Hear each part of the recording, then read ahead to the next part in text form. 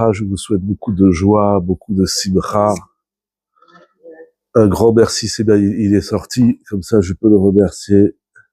Un grand merci à Ruben, Monsieur Biboudi, de m'avoir convié à étudier avec vous pour remplacer Ravilad, qui est absent.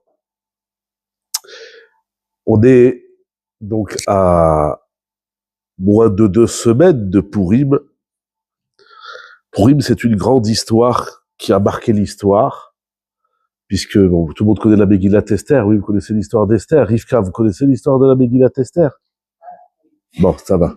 Tout le monde connaît, oui, vous connaissez. Bon, ça va. Et donc, qu'est-ce qui s'est passé à Purim? Il y a dans cette histoire Aman, descendant de Amalek, descendant du roi Agag de Amalek, qui veut anéantir le peuple d'Israël. Comme c'est écrit, c'est mentionné dans la Megillah. La Shmid, la Harog ou la Abed, tous les verbes de destruction, d'anéantissement, beaucoup de verbes en tout cas, 3-4 verbes, au moins 3, sont mentionnés. Les Hashmid, la Harog ou les Abed. Exterminer, tuer et effacer, perdre. Donc, Aman, il veut exterminer le peuple d'Israël. Ça, tout le monde connaît. Et Akadosh Baruch Hu, il va nous sauver.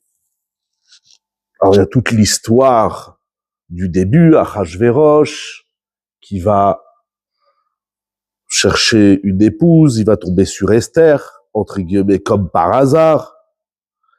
Et il y a au milieu l'épisode de Migdad Vateresh, les 2 ministres gardiens du roi qui veulent tuer le roi, et comme par hasard, Mordechai, il est là, il entend leur complot, et ça lui sera retenu en bénéfice, comme on le voit à la fin de la Megillah, au milieu de la Megillah,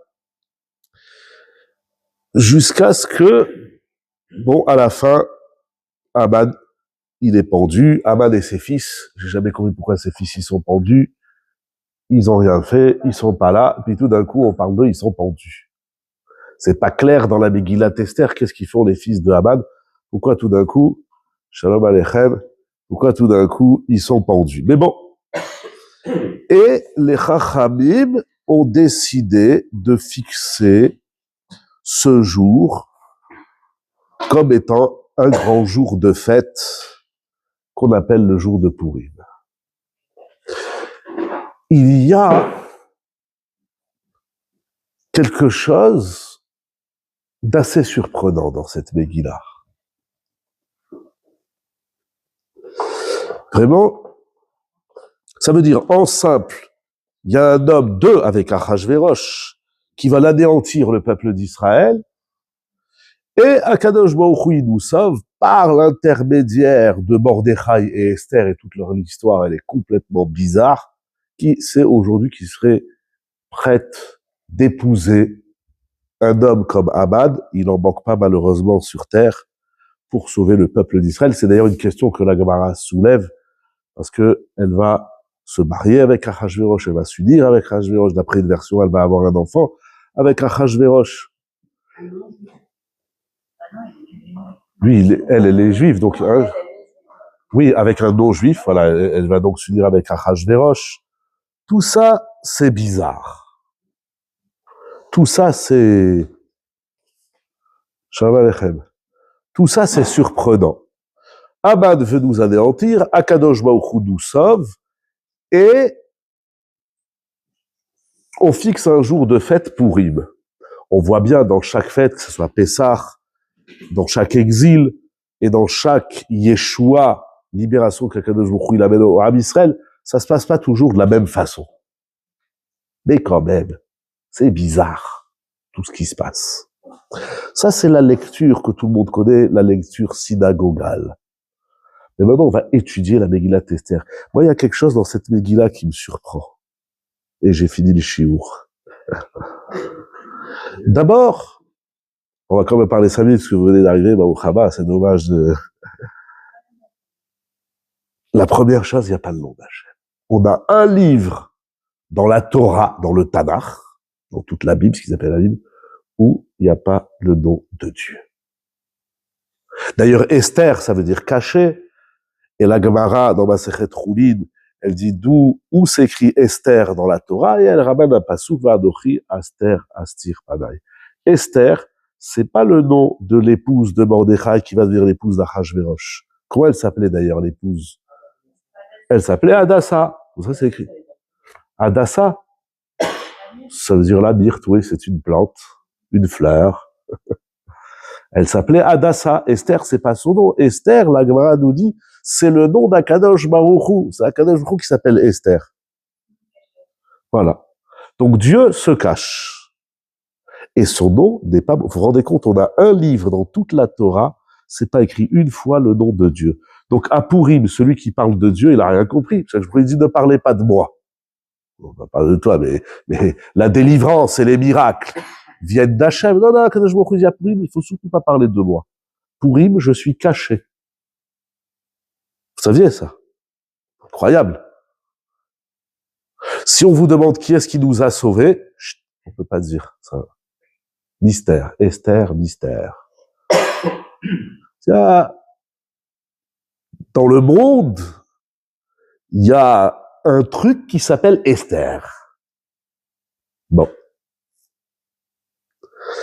Quand on lit la Megillah, on voit que non seulement Akadosh Baruch Hu n'est pas mentionné, Esther, on l'appelle Esther, mais c'est pas son nom, parce que son nom c'est Hadassa, c'est écrit une fois Esther y Hadassa, Bat Dodo de Mordechai, donc elle aussi on l'appelle Esther, mais ce qui est surprenant, pardon? Voilà, un pseudo, voilà. Il faut que j'ai pas appris le vocabulaire, voilà, c'est un pseudo, mais en tout cas, celle qu'on appelle Esther, dans la Megillat Esther, cette femme, elle est complètement effacée et inexistante.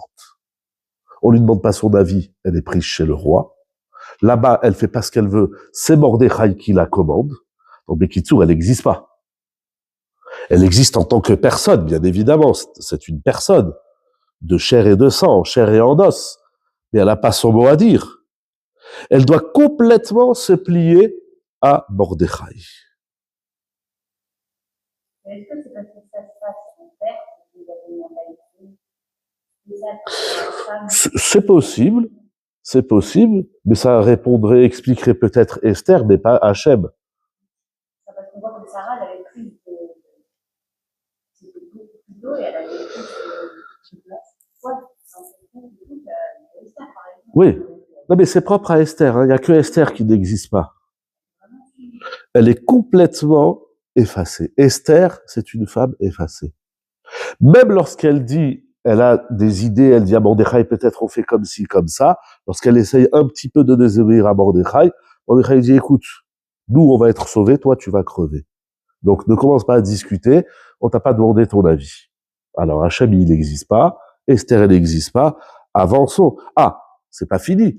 À la fin de l'histoire qui a duré une dizaine d'années, vous savez que l'histoire de la Megillah, elle a duré à peu près 10 ans, entre 9 ans et 13 ans, ça dépend des versions, on a à peu près une dizaine d'années. À la fin de l'histoire, elle va écrire un livre qui s'appelle Esther, elle va aller voir les Chachamim, Kitvuni les Dorot, et elle dit aux sages d'Israël, introduisez mon livre dans la Bible, dans le Tanakh, et les Chachamim, ils veulent pas. Je dis non, tu vas éveiller la haine des nations. Non, il faut pas. À la fin, elle va leur amener un pasouk de la Torah et de ce verset, elle va faire une déduction qu'on peut l'introduire. Bon, mais ils veulent pas. Oh, ça va, tu as sauvé le peuple d'Israël, ça va, c'est derrière nous. Comment ça? Comment ça, mais c'est derrière nous? J'ai passé 10 ans dans les bras d'Achashverosh et introduisez le livre. Non. Ils veulent pas, les Chachamim, ils veulent pas. Vous vous rendez compte ça? Une femme, elle a sauvé le peuple d'Israël. Les Havdil, Jeanne d'Arc. On connaît pas bien son histoire, mais à peu près. Jeanne d'Arc. Hein? Ça va le finir. C'est une version. Mais c'est normal, on va lui faire un monument. Non. On fait des oreilles d'Aman. Vous faites des oreilles d'Aman? Hein, il y en a les Sfaradim, ils font des oreilles d'Aman. Pourquoi les oreilles?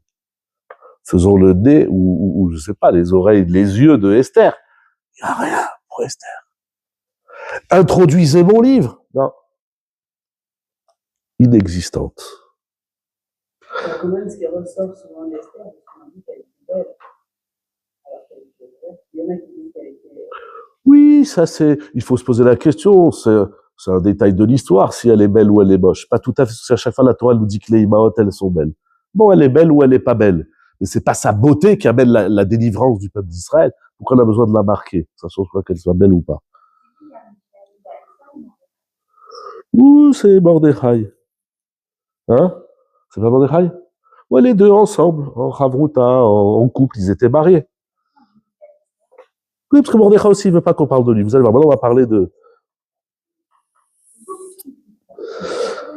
On continue. On continue. Les Béné Israël, eux, ils n'existent pas. La seule fois qu'on parle d'eux, c'est qu'ils sont tristes et qu'ils vont jeûner, et à la fin, ils font la fête.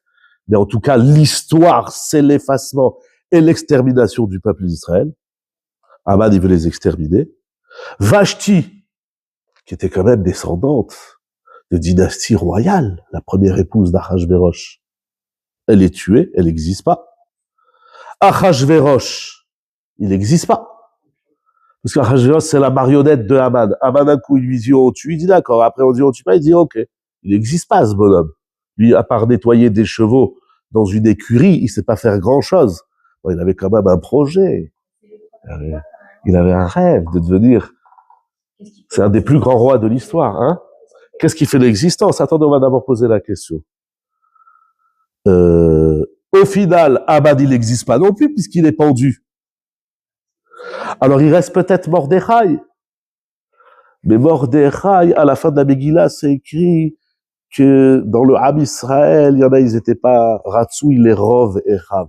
Il y a une partie du Sanhedrin, du grand tribunal, il parlait plus à Mordechai. Ça vous intéresse pas, nous, on étudie la Torah. Qu'est-ce que c'est pas facile de faire? Je vais sauver le clan d'Israël.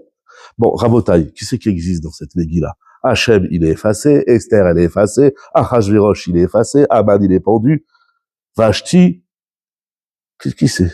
Qui c'est? Qui existe dans cette histoire, hein? Qui existe? C'est qui l'acteur principal de la Megillah Esther? Non!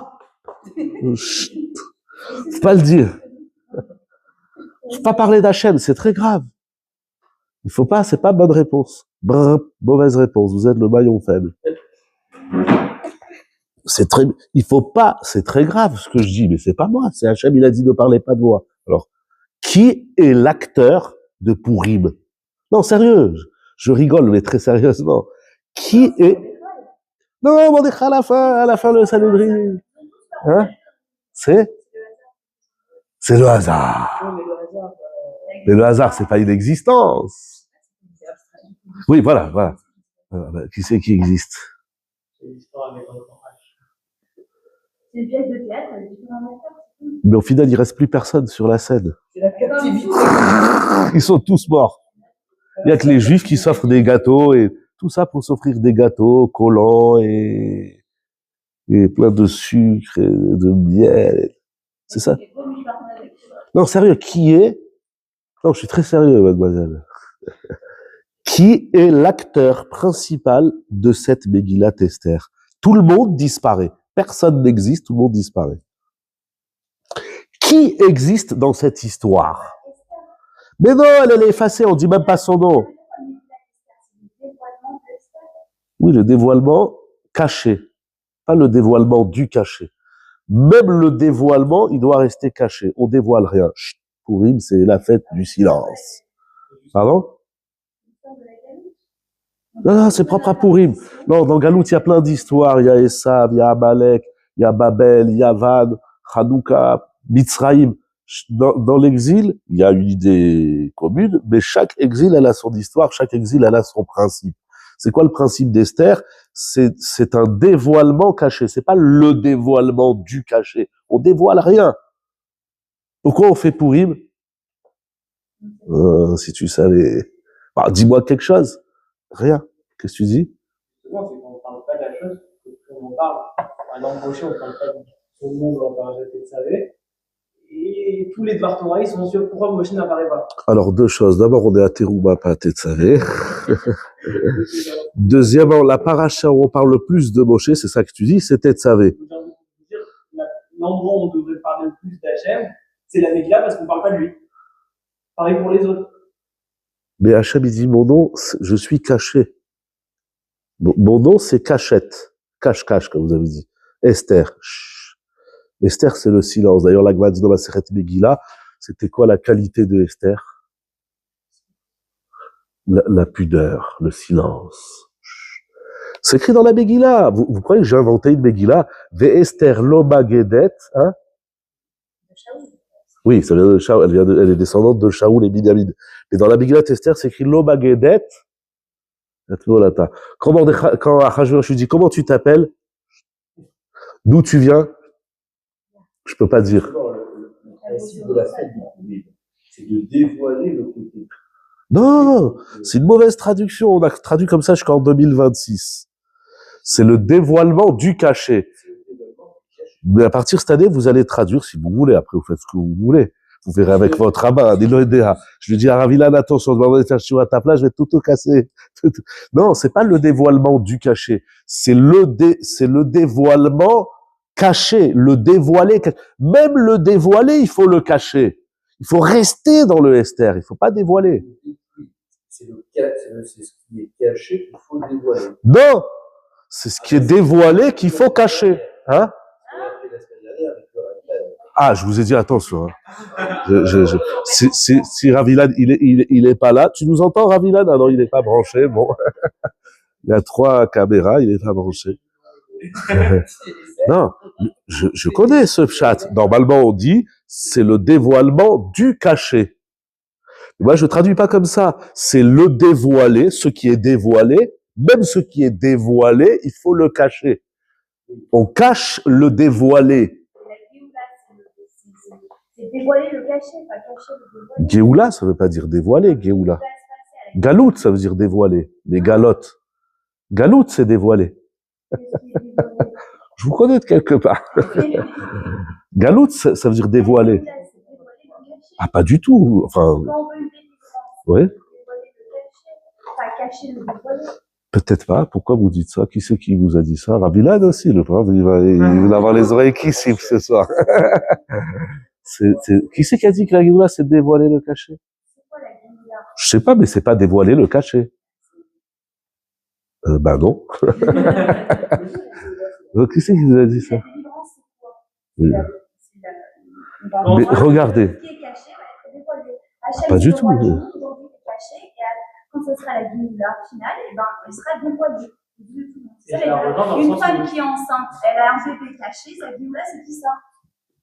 Oui, et qu'est-ce qu'on fait avec le bébé dès qu'il sort? Moi, le cache. On l'emmitoufle. Hein? Les Bnei Israël, ils sont sortis d'Égypte. Ils sont partis où? Et il y avait quoi dans le désert? Ils étaient complètement cachés, ils étaient dans une boîte de conserve. Tupperware. C'est nous qu'on a inventé les Tupperware. Donc, c'est pas écrit que c'est dévoilé. Bon, peut-être c'est écrit quelque part. Purim, c'est pas dévoiler le caché, c'est cacher le dévoilé. Est-ce que vide? Ah, il n'y a rien de dévoilé. Eh ben, il faut le voiler. Il faut voiler le caché. Non, voiler le dévoiler. Qui est-ce qui existe dans cette Megillat Esther? Quelqu'un, il vous dit, c'est quoi Purim? Mange des gâteaux. On va t'offrir une petite bouteille de vin et un petit gâteau. C'est ça Purim, c'est s'offrir des gâteaux. Qui est-ce qui existe? Alors certes, c'est quoi l'existence? Ça veut dire quoi exister? Alors est-ce qu'on va dire, c'est parce que j'aime bien formuler les choses comme ça, est-ce qu'on va dire que l'existence, c'est la non-existence?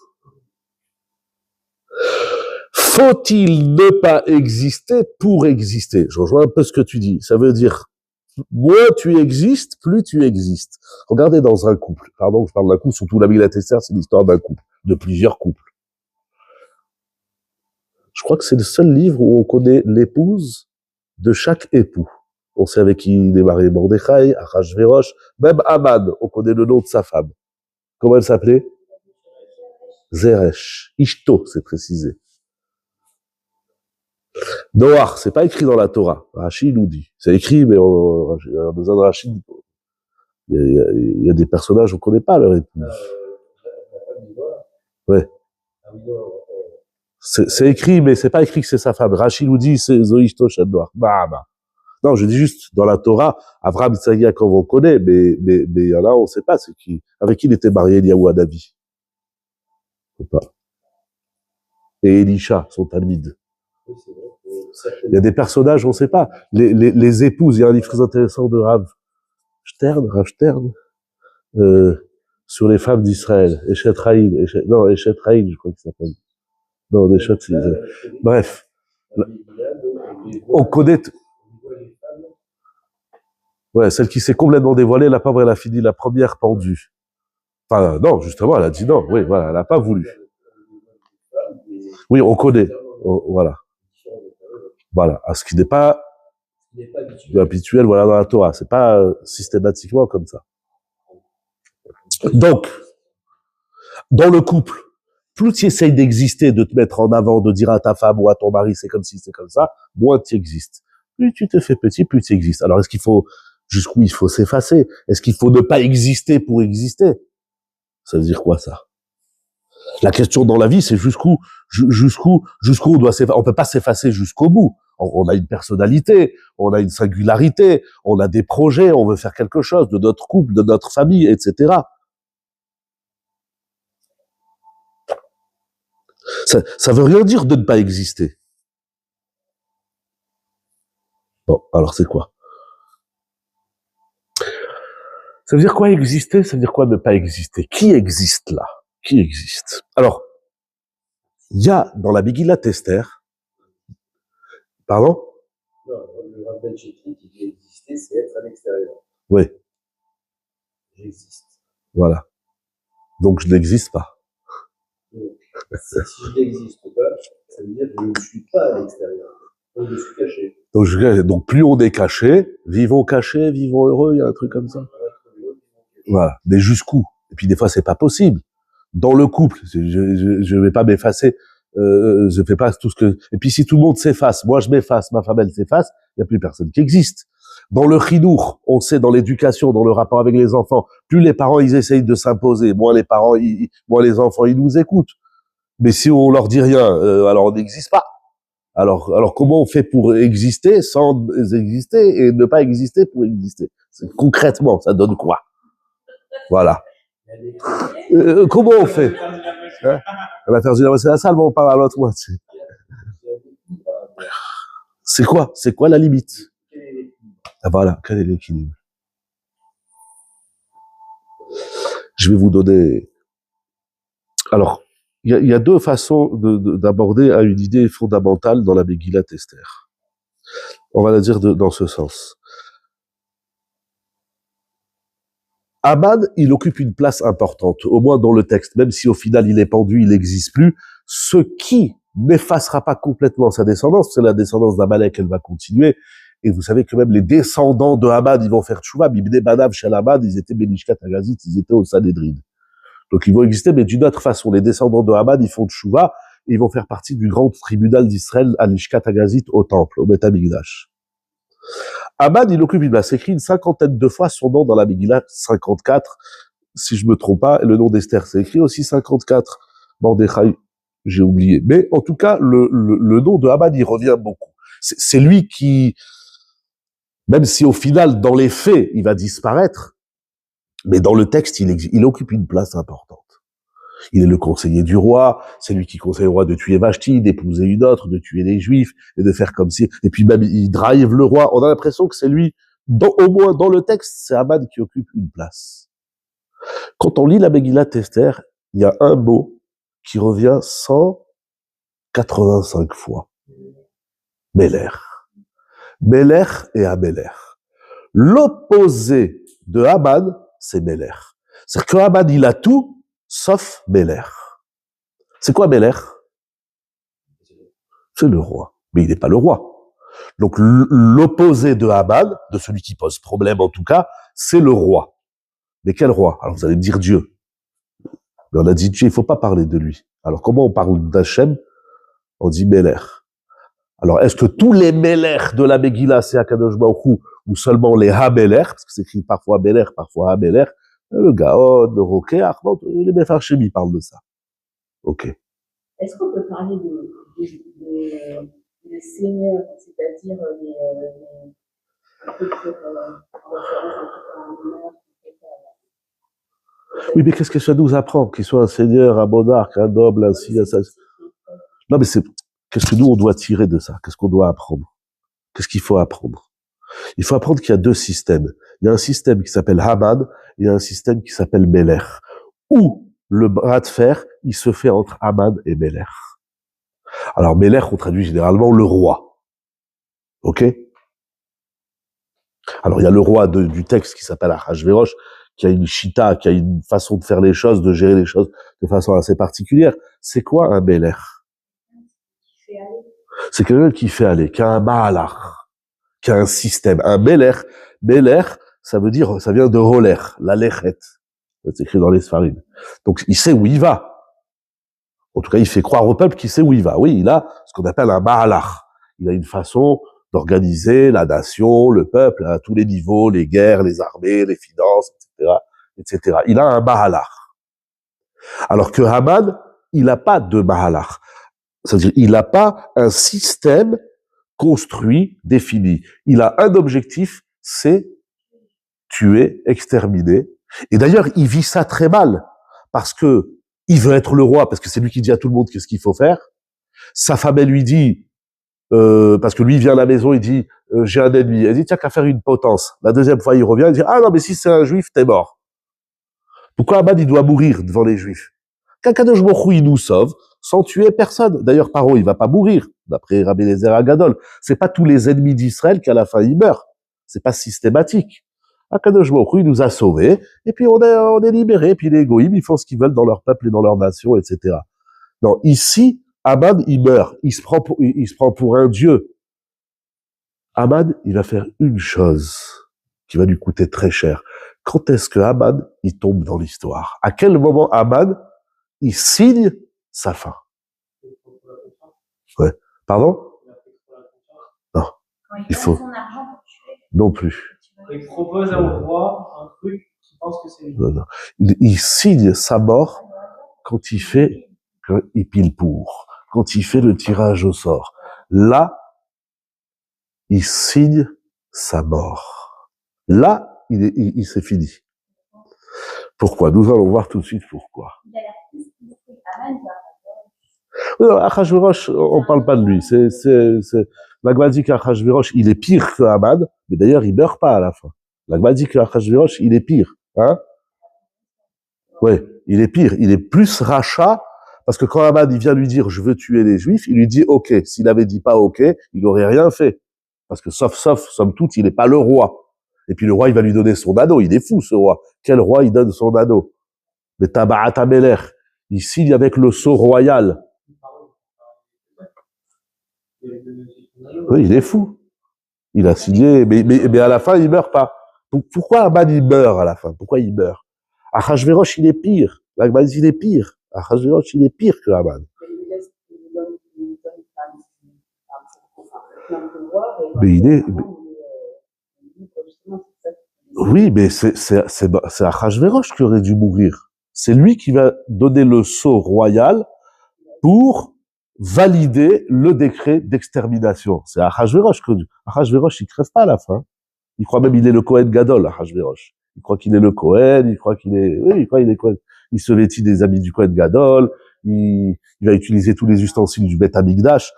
Mais Achashverosh, il meurt pas. C'est pas à chaque fois les ennemis d'Israël, ils clament. C'est pas toujours comme ça. Pourquoi Haman, il meurt? Parce que Haman, parce que c'est incompatible. Qu'est-ce qui est incompatible? Pardon? Les gens qui ne sont même pas. Achashverosh, qui est censé représenter le roi, il donne le pouvoir à quelqu'un d'autre. Exact. Haman, qui est censé être le conseiller, le second à la limite, il veut prendre la place du roi. Exact. Mais au final, c'est Aman qui meurt et pas Achashverosh. Achashverosh, il reste le roi de la Perse encore des années. Mais après, à la fin, il va devenir un peu le vrai roi. Après, on parle plus de lui parce que son histoire ne nous intéresse pas spécialement.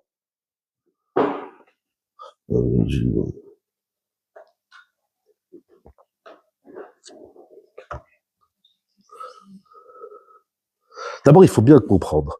Aman, alors, ce qui est très intéressant, c'est écrit dans la Megillat Esther, chapitre 3. Bachodesh Harishon, ou Chodesh Nissan, Mishnat Shtemesre, la Melech Achashverosh, Ipilpur, ou Goral. Même le Goral, on ne dit pas son nom. On l'appelle Pour. La Megillah, elle nous explique. Vous savez que Aman, il a fait un Pour. C'est quoi un Pour? Pour ou contre, hein? Voilà, il n'y a pas de contre, tout le monde est pour. Et c'est quoi un Pour? Il vient d'où ce mot? Ipilpur, ou Goral. C'est le tirage au sort. Alors dis-moi, il a fait un tirage au sort. Pourquoi tu me dis il a fait un pour qui est un tirage au sort? Pourquoi? Vous savez, l'essentiel de la Megillah, je vous étudie avec vous un passage dans le Gaon de Vilna, qui fait remarquer, donc Aman, il fait son tirage au sort. Mais à la fin de la Megillah, Shalom Aleichem, à la fin de la Megillah, les derniers versets, qu'est-ce qui est écrit? Al-Ken, Karou layamim haele Purim, al-Shem hapur. Purim, c'est pas la fête de la délivrance du Am Israël ou de la chute de Haman. C'est la fête du Pour, comme son nom l'indique. Voilà. Mais c'est pas Kippour, c'est Purim. C'est quoi pour? Pour, c'est le Goral, c'est le tirage au sort. C'est la fête du tirage au sort. Oui. Bah oui.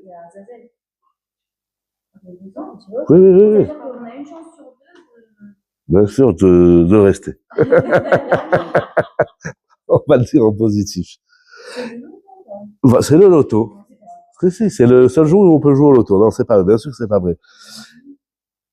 Et donc, la Megillah, il dit, c'est pour cela qu'ils ont appelé ces jours-ci Purim, Al-Shem Hapur, et c'est pour cela, Al-Ken, Al-Kol Livrei Geret Hazot, ou Barou Al-Karoum Alehem, Kimou ve Kimlou Ayehudim Alehem Al-Zam Al-Kol Alehem, Velo Yavor, etc., etc. La Megillah nous dit clairement, les derniers versets, non, c'est pas les derniers, parce que on est vers la fin, tout le 9e chapitre, il nous explique que lorsque le peuple d'Israël va être libéré, eh bien, on va faire Purim. Les Kayem et Yemé à Purim Aele. Purim, c'est pas, par exemple, Pessah, c'est Yetziat Mitzrayim. On fête la sortie d'Égypte. Hanouka, on fête la lumière ou la victoire contre les Grecs. Purim, on fête le tirage au sort. Et c'est pour ça que c'est la fête du tirage au sort. Ça, c'est pas moi qui dis, hein. Je sais pas qu'est-ce que les autres rabbins disent. Moi, je vous dis ce qui est écrit dans la Megillat Esther. Dans la Megillat Esther, c'est écrit Purim, c'est la fête du tirage au sort. Mais ça, c'est le texte, hein. Là, j'ai rien dit, hein. Je n'ai même pas dit Gemara, ni un Midrash, pardon? Non, ça c'est parce qu'ils ont besoin de faire des tubes musicaux, je sais pas quoi, ménaphore. Pas du tout. Purim, on l'appelle pas, on l'appelle pas, cette fête, on l'appelle pas Hafour, ménaphore. On l'appelle Purim. Parce que c'est la fête du tirage. Comme ça, c'est la Megillat Esther, là, j'ai rien dit, j'ai rien dit, voilà. Maintenant, le shiur va commencer. J'ai rien dit, j'ai juste raconté l'histoire. Purim, c'est la fête du tirage au sort. Mais qui c'est qui tire au sort? Vous avez déjà vu un rabbin, il dit, bon, alors, c'est bon, on lit la Megillah, après on fait un tirage au sort. Qui est-ce qui va être responsable de, je sais pas quoi, de filmer ou d'organiser les choses? C'est quoi ce tirage au sort? C'est la fête du tirage. Bon, on sait pas quoi faire avec. Ah oui? À Purim. Oui, pour se distribuer les Mishloach Manot. Ah, c'est pour ça que je reçois pas de Mishloach Manot. Et là, je suis pas tombé dans... C'est écrit, les Kayem et Igeret à Purim. Vous lirez, les Ezrat Hashem, n'attendez pas Purim pour lire Purim, mais vous lirez tout le 9e chapitre, il dit, on fait la fête de Purim, Ipil pour ou Agoral, à quel Karoula Yemema et les Purim. C'est écrit 3-4 fois, on fait Purim pour le tirage au sort. Purim, c'est la fête du tirage au sort. Qu'est-ce que ça veut dire? Et alors, ça a été décidé comme ça, tirage au sort. Voilà. Travailler dans le sens. C'est nul, hein. C'est nul, hein. Ce que je vous dis, c'est nul, hein. Non, c'est pas ce que vous dites. C'est ce qui est écrit. Ah, ça va, j'allais vous dire, c'est pas moi, c'est le texte. Qu'est-ce qu'on a compris? Ou à l'inverse. Non, parce que. Dire, alors, je vais faire ma vie en tirage au sort, ou au contraire, alors, certainement pas. Mais alors, voilà, est-ce que ça a un sens? Ça a un sens. Ça veut dire, il y a des gens, toute leur vie, j'ai rencontré un voisin de chez moi, et il me dit, je me suis marié à un monsieur qui a divorcé, qui a un certain âge, il doit avoir 70 ans. Je l'ai rencontré il y a quelque temps, et il m'a dit, voilà, je voyageais dans le train, et par hasard, je me suis assis, la dame d'à côté, on a commencé à papoter, bavarder, discuter, échanger, et puis au final, on s'est mariés. J'ai rencontré ma femme par hasard. D'un côté, c'est beau, les gens, ils aiment raconter ça. Il y a des gens qui ont des enfants par hasard. Ils appellent ça des accidents chromosomiques. Il y a des gens, ils trouvent du travail par hasard. Et ils disent, le hasard fait bien les choses. Quand on dit par hasard, c'est dramatique. C'est Ahmad. Ahmad, il est, parce que vous savez, on était dans le Midrash, j'ai pas le temps de faire la démonstration, puis je l'ai pas tout entière dans la tête. Le Midrash, il dit que d'abord, il a fait un tirage au sort, c'est tombé un jour, ça marchait pas, c'est d'abord tombé en Iyar, en vérité, tous les mois, c'est tombé, et puis ça marchait pas, et à la fin, c'est tombé en Hadar. Et par hasard, il a dit ça c'est bien, et par hasard, c'était la date de la naissance et de la mort de Moshe Rabbeinu. Tout par hasard. Mais comme par hasard, Moshe Rabbeinu, il est né le même jour qu'il est mort, chose impossible, on peut pas naître le même jour de la mort. Ok, mais Moshe Rabbeinu, ça existe chez les tzadikim, ils meurent le jour, pas de leur naissance, mais le même jour où ils sont nés, la même date, et comme par hasard, c'était aussi le jour de sa naissance, le 7 Hadar, et comme tout par hasard, il y a des gens, toute leur vie, c'est par hasard. Qu'est-ce qu'on fait? Les gens, ils disent, qu'est-ce qu'on fait? Ah ben, on verra bien, hein. On s'en va et on verra bien. Tu verras bien quoi? Voilà. Là où mes pieds me guident, j'irai. Vous avez déjà essayé de marcher les yeux fermés et de vous laisser guider par vos pieds. Voici mes pieds. Bien sûr, bien sûr. Lequel, comme il a dit monsieur, lequel, comment? Par hasard, c'est le Béler. C'est celui qui a un système bien défini. Et comment on définit tout? Vous allez dire, bah nous, il y a des gens, ils se lèvent le matin et la première question qu'ils se posent, c'est qu'est-ce qu'on fait aujourd'hui? Moi, quand j'arrive à 1h et ma femme, elle fait, qu'est-ce qu'on mange aujourd'hui? Si tu me poses la question à 1h, c'est grave. De savoir qu'est-ce qu'on mange aujourd'hui, il fallait poser la question hier. C'est pas aujourd'hui, tu me dis qu'est-ce qu'on fait aujourd'hui. Il y a des gens, ils se laissent aller. Ils disent, bon, on prend le métro et puis on verra bien. Par hasard, le métro, il est arrivé. Et puis, à destination. Et le patron, il fait, oh, vous êtes à l'heure. Il fait, ah ben, aujourd'hui, par hasard.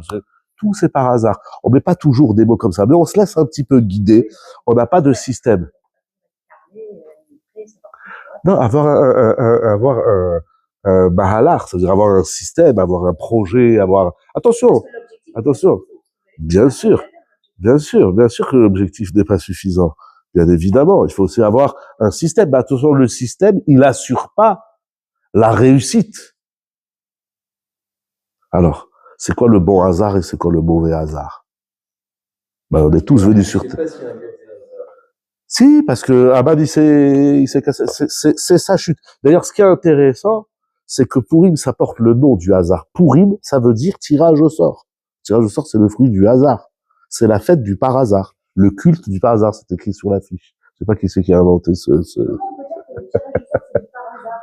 Alors que quand ils étaient dans le désert, à chaque fois qu'il fallait attribuer quelque chose, ils tiraient au sort. Et donc, vous savez que c'était Hachem qui leur disait... C'est très compliqué.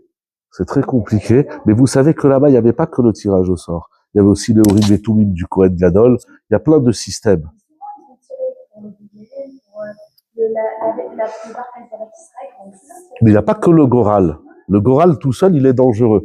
Alors attention, ce que j'ai appelé le culte du par hasard, c'est pas quelque chose de complètement, de complètement faux.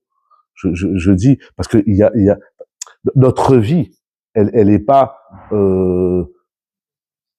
Mais sérieux, c'est parce qu'en fait, c'est la salle de fils en bas, et comme il y a un monsieur qui est là, alors on ne sait pas si on va chercher la sortie. pardon? Donc, ça veut dire, notre vie, elle est faite de plein de hasards.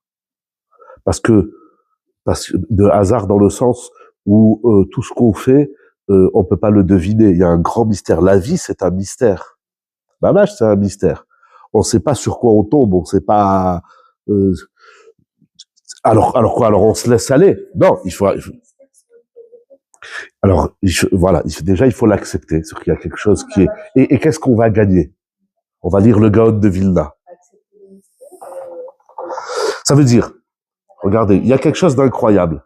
Si le hasard, il était complètement négatif, on n'aurait pas appelé Pourim, Pourim. Pourim, ça veut dire traduction, ça veut dire par hasard. Voilà. Alors, si le hasard n'est pas bon, alors on aurait dit, on l'aurait pas appelé Pourim. On l'aurait appelé, je sais pas moi, Yetziat, Paras ou Bada, je sais pas comment on aurait appelé cette fête. Pourim, ça veut dire tirage au sort. C'est la fête. Or, le tirage au sort, par définition, c'est des trucs, on fait comme ça. Allez, le numéro 18, Raï. Un jour, un gars, il est monté au Sefer Torah chez nous. Alors, il me dit, je fais un don. Je lui dis combien? Il m'a dit ce que tu veux. Je lui dis, attention. Il m'a dit ce que tu veux, vas-y. Je lui dis, je veux 1 million. Il m'a dit, d'accord. Il me les a jamais donnés, cet idiot. Déjà, ils m'ont 18. Je dis, pourquoi 18? Il fait comme ça, c'est un chiffre qui est passé par la tête. Et l'autre, 26, pourquoi? Oh, parce qu'on m'a dit que 26, c'était bien. 248 aussi, c'est bien. 613, tous les chiffres, ils sont bons. Il n'y a pas des mauvais chiffres. 600 000. Amen. Il dit le Gaon de Vilna. On va lire une phrase. Ipilpur hu agoral. Leda shemishum. Ah. Pourquoi il a dit pour? Leda shemishum kach nikra purim. Al shem apur. Comme c'est écrit dans la Megillah. Purim, c'est la fête du pour. Mais on ne sait toujours pas qu'est-ce que le pour. Les Kachamar ou Agoral, il nous explique. Donc dans la Megillah, il y a même un langage mystérieux, puisque les mots n'existent pas. Pour, c'est un mot qui n'existe pas. Pour, c'est comment vous allez dire, un pseudonyme de Goral. Vekera ou Purim al-Shem Apur. Et cette fête, on l'a appelée Purim, au nom du pour, c'est-à-dire au nom du tirage au sort. Il dit le Gaon de Vilna, les filles chez Zé ou Ikar Hades. Le miracle de Pourim, essentiellement, il se trouve dans le tirage au sort. C'est ça, le miracle de Pourim, le Ikar Hades. Vous vous rendez compte ce qu'il dit dans le Vilna? Il explique. Ikar Hades. Le Nes, c'est pas le Veda Apport. Le Nes, c'est pas que Esther et les Shachashverosh. Le Nes, c'est pas qu'on est sauvé. Tout ça, c'est délissible. Le Nes, c'est pas que Mordechai, il va devenir Mishneh Lamelech, il va se... Tout ça, c'est le théâtre. Le vrai miracle, il se situe à une dimension qu'on ne voit même pas. C'est-à-dire, quand tu lis la Megillah, tu vois pas de miracle. Celui qui voit un miracle, il faut qu'il aille chez l'opticien, il faut changer des lunettes. Le miracle de Pourim, on ne le voit pas. Comment? Il est manifeste, hein, tout ça, c'est pas du miracle. Le Ikar Hades, l'essentiel du miracle de Pourim, c'est quelque chose qui ne se voit pas, nous dit le Gaon de Vilna. Vous allez voir. Regardez, il explique. Pardon? C'est quelque chose qui n'existe pas. Alors ça existe. Alors qu'est-ce qui se passe? Il est où le Nes? Chez où Ipil pour Goral, les filles Habazalot, quand tu fais un Goral, Aban, c'est pas complètement un idiot, je vais faire un tirage au sort, et puis la date qui sort. Non, il va faire un tirage au sort au vu des astres, des Bazalot. Bezeyom yuchal limtsoach otam vedafal. Quel jour va-t-il remporter la victoire? Il va chercher. Déjà, Tisha B'Av, c'est dur, mais on n'a pas pu boire du vin, Tisha B'Av. Vedafal Alioud Gimel Adar. Donc lui, son tirage au sort, il est lié aux astres. Le Maharal, il explique ça longuement aussi, il y a dans Chazal. Je sais pas, il est ramène ici. Ok, on va voir si on a le temps de lire les. Et là, alors il est où le miracle? She'akadosh baruch hu afach et hamazalot, veshided et hama'arachot. Veze she'amar ki pour Haman ne'epach le'purenu, vezeu nes gadol me'od. Le miracle, il s'est pas produit sur terre, il s'est produit dans les mazalot. Ça veut dire que, selon la lecture astrale, Aman, il avait toutes les raisons, enfin les pouvoirs, pas les raisons, pardon, les pouvoirs d'exterminer le Ham Israël. Akadosh Baruch Hu, qu'est-ce qu'il va faire? Il va déplacer les astres. Justement, c'est ça qu'il n'a pas compris. Justement, c'est ça qu'il n'a pas compris. Parce qu'il n'a pas bien lu Rashi dans Shemot, qui ra'a neged penechem. Paro, quand on est sorti d'Égypte, qu'est-ce qu'il a dit à Moshe? Il a dit, je vois une étoile qui s'appelle Ra'a. Il y a une étoile qui s'appelle Ra'a. Et il dit, cette étoile, vous allez la rencontrer dans le désert et vous allez tous mourir. Comme ça, il a dit, Paro, c'est écrit dans Rashi, dans Shemot. Du tout. Mais nous, on regarde les mazalot et on leur dit ici, alors, Ed Mazal Israël, le clan d'Israël, il n'est pas soumis aux astres. C'est pas tout à fait comme ça. Hein. C'est une très grande discussion dans le Talmud, dans les Rishonim, Abrabanel, Maharal, Gaon de Vilna, c'est toute une souga les mazalot.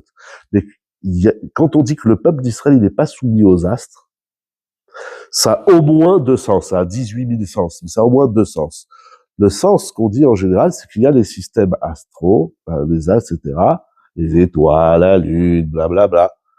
Mais le clan d'Israël, lui, il fonctionne, il vit pas à l'humeur des astres.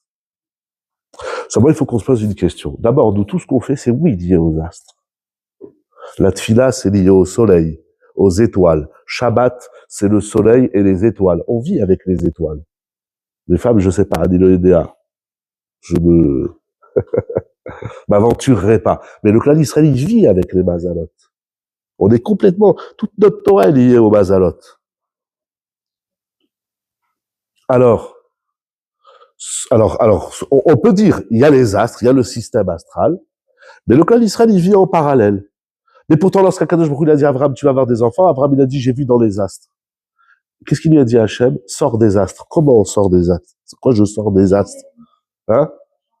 Alors, dès qu'on veut quelque chose, on va changer. Non, moi, j'ai besoin de Parnassa, je vais m'appeler Parnassa. L'autre, il veut des enfants, il va s'appeler Yeladim. L'autre, il veut Shalom Bayit. Comment, sur quoi on change pas de nom toutes les 5 minutes?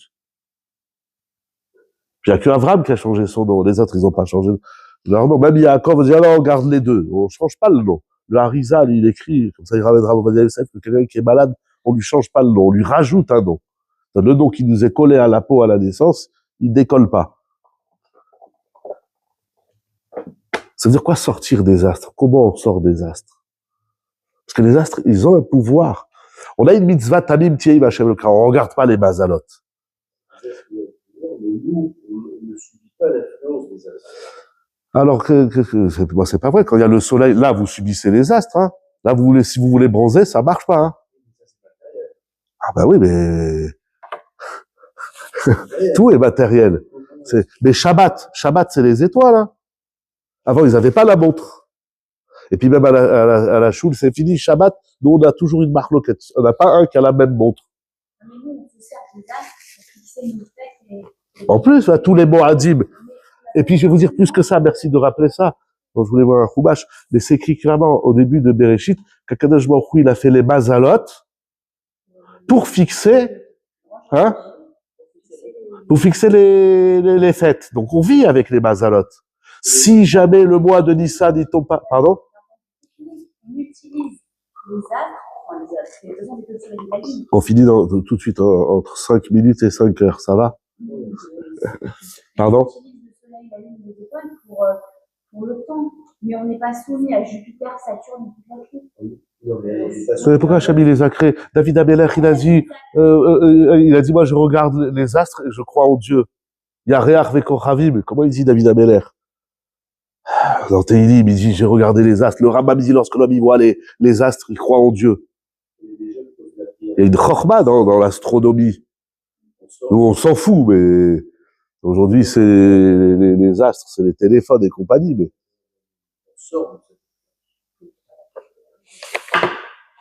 Je me rappelle pas qu'est-ce qu'on dit dans cette. Et puis tous les jours, on fait le Yotzer. Dans le Yotzer, le Yotzer le matin ou le soir, arrive à Ravim.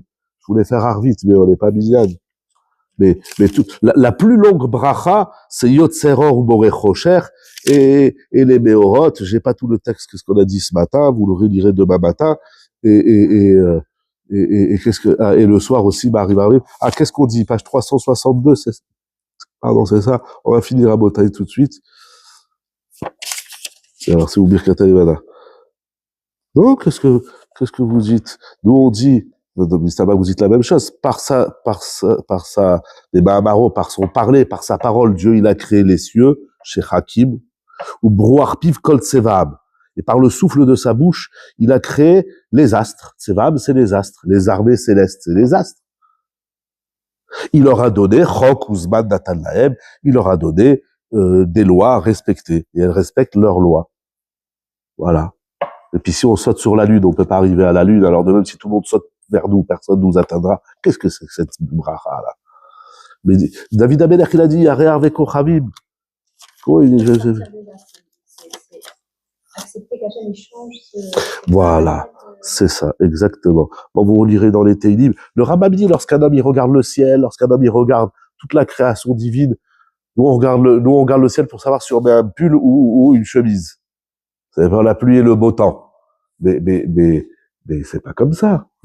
C'est pas ça. Le Rambam, il prend de David Amelech dans les Teilim. Il a dit, lorsque je regarde le ciel et les astres, je crois en Dieu. Moi, quand je regarde le soleil, ça me fait mal aux yeux. Mais j'ai des problèmes Dieu. Et David Amelech, il était Mahamid. Machem.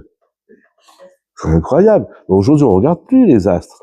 À l'école, on leur apprend l'art plastique à coller des verres en plastique. Qu'est-ce que c'est cette débilité? Oui, mais regardez les astres. J'espère qu'il n'y a pas une prof d'art plastique dans la salle, ça changera rien. Mais un jour, mon fils, il arrive avec un chapeau. Qu'est-ce que c'est ça? Il me dit, on a fait en art plastique un chapeau, on a ramassé tous les poubelles. Qu'est-ce que c'est ça? Tous les pots de yaourt, les verres en plastique, vous avez fait un chapeau, c'est tout ce qu'il y a à faire. À coller du plastique, c'est ça qu'on vous apprend à l'école, les bonhommes Olam, apprends-leur le soleil, les étoiles, la chorma. Qui chormatrem ou binatrem les ha'amim? Celui qui sait faire les calculs des mois, des roches Chodesh. La vraie chorma dans la Torah, c'est la chorma de l'astronomie. Qui regarde aujourd'hui? L'astronomie, tu lui demandes à ChatGPT 5 heures à la Shkia, il te dit. Voilà. Donc, plus besoin même des applications. Non, il y a une chorma divine. C'est quoi sortir des astres? Il dit le gars, alors il y a deux versions. Il y a la version qui dit, bon, on s'en fout des astres. On s'en fout, alors, le bon Dieu, il les athées. Il a fait les astres que pour les goïms. Alors, on s'en fout des goïms. Bon, alors, on s'en fout de tout le monde. Donc, on est dans un système. Alors, comment on sort de ce système? C'est quoi sortir du système? D'après le Gaon de Vilna, sortir du système, c'est-à-dire qu'Akadosh Baruch Hu, il a fait des astres, il nous a mis dedans. Mais il a dit, si tu es gentil, je vais déjouer les astres. Voilà, si tu es gentil. Voilà. Si tu te comportes bien, si... Et des fois, quand on est sorti d'Égypte, Ra, elle était là. On a dit, mais c'est lui qui gère. Mais les astres, ils sont là. Bon, le thème, c'est pas la liberté, mais bien sûr. Mais la Torah, elle nous dit que les astres, ils existent. Mais c'est pas vrai. Vous faites Shabbat en fonction des étoiles. Dans la halakha, c'est pas la montre. Dans la halakha, c'est 3 étoiles, 3 petites, 3 grandes. C'est des grandes marloktot, quelle étoile? Les Rishonim, jusqu'au Mishnah Moura, il y a encore 70 ans à peu près, jusqu'au Chafetz Chaim, ça n'existait pas la montre. Montre connectée. Bien sûr, et ça va revenir quand le Beth Amikdash, merci, il va revenir. Et comment le Beth Amikdash, il travaillait? Notre vie, elle est notre Torah, la Torah, elle est complètement calquée, gravée sur les astres. La Mishnah, elle dit, les Kohanim, ils faisaient le service au Beth Amikdash au lever du jour. Mais comment c'est à quelle heure il se lève le jour? Aujourd'hui, il y en a une montre 4h45. Non, il y avait un bonhomme là-haut, au-dessus du Beth Amikdash, il disait Barcaï. Vous connaissez Barcaï? Barcaï, c'est-à-dire il fait jour. Et un jour, il y en a, il s'est trompé parce qu'il faisait pas jour. Ou il croyait qu'il faisait jour. On vit avec ça. Et aujourd'hui, voilà, les éclipses. La Gemara, elle dit, lorsque les basalotes, merci, vous parlez de l'éclipse, la Gemara, elle dit, lorsqu'il y a une éclipse, c'est pas un bon signe pour Israël, la Gemara dit. Mais non, mais c'est un cycle, c'est tous les 19 ans. L'éclipse totale, l'éclipse partielle, l'éclipse du solaire, l'éclipse lunaire, l'éclipse sourd. Parce que quand ça change, le changement, c'est pas toujours bon. Il y en a, ils préfèrent rester toujours pareil, carrelage. Alors, toujours pareil, c'est pas bon. Toujours pas pareil, c'est aussi pas bon. Il dit, le Gaon de Vilna, le Ikarades, c'est qu'Akadosh Baruch Hu, il déjoue les astres. La Emouna, c'est pas je m'en fous des astres. La Emouna, c'est qu'il y a un système. Et c'est ça le vort de Meler. Vous savez, un roi, il a une règle. C'est quoi la règle du roi? Dans la Torah, dans la Halakha. Il a une règle. Hein? Non. Enfin oui, mais c'est pas ça là que je voulais dire. Le roi, il a une règle. Non. Une règle, il a le roi. Hein? Non, ça c'est une halakha. Vous connaissez? Une règle, il a un joker. C'est quoi le joker du roi? C'est quoi le fou du roi? Ah, c'est quoi son joker? Le roi, il a une règle dans la Torah. Ubeler, Poretz, Geder. Le roi, il fait des règles. Mais le roi, il a le droit de déjouer les règles.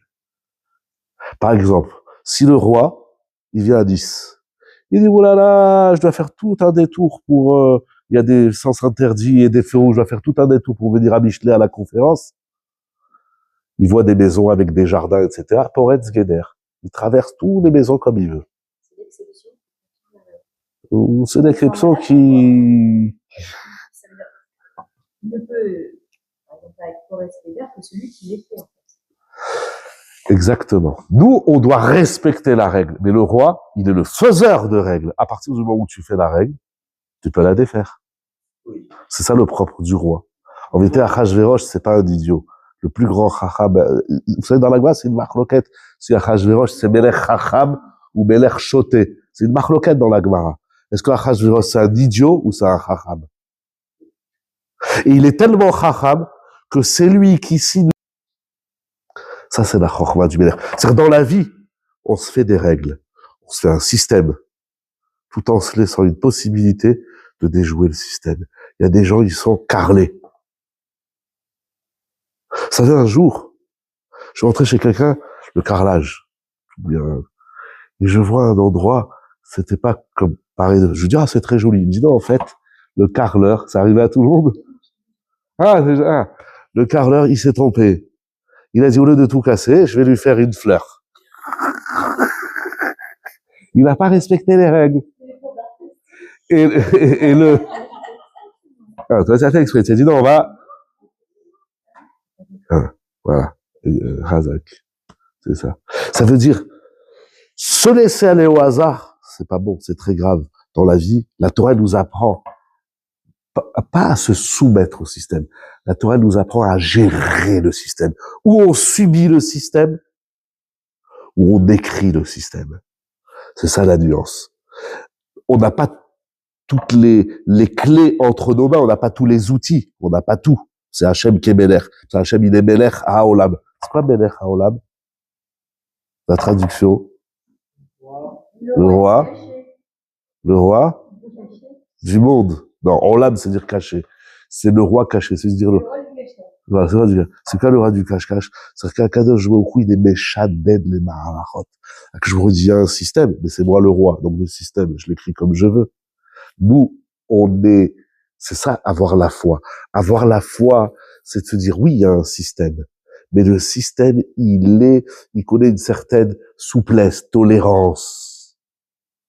Ça ne veut pas dire qu'on fait ce qu'on veut. Akadosh Baruch Hu, il a dit, tiens, un système. Tu dois respecter le système. Mais si tu respectes le système, donc de la Torah, ça fait du froum. Mais si tu respectes le système que je t'ai donné, alors, je vais déjouer le système du Teva, le système de la nature. Ça, Ahmad, il n'a pas compris et il pouvait pas comprendre. C'est-à-dire que lui, il était dans le par hasard sans système. Nous, on a systématisé le par hasard. Le miracle, il s'est pas joué, c'est ça que je vous dis, le gars de Vilna, il dit le miracle, il s'est pas joué sur terre.